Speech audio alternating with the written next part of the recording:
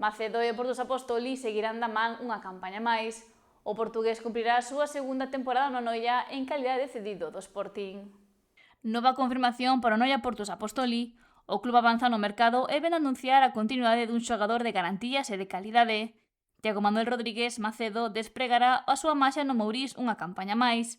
O seu club de orixe, o Sporting e o Noia Portus Apostoli acadaron un acordo para alongar a súa cesión na vila noiesa. O ala zurdo cumprirá a súa segunda campaña vestido de branco despois de estar tamén cedido no Córdoba Patrimonio de la Humanidad. O portugués xogou ata agora 19 partidos como noiés, nos que conseguiu anotar 2 goles.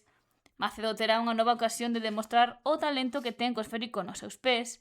Ademais, aos seus 22 anos está considerado unha das promesas do fútbol sala de Portugal, polo que se espera que esta campaña dea un paso máis e asuma galóns no Portus Apostoli.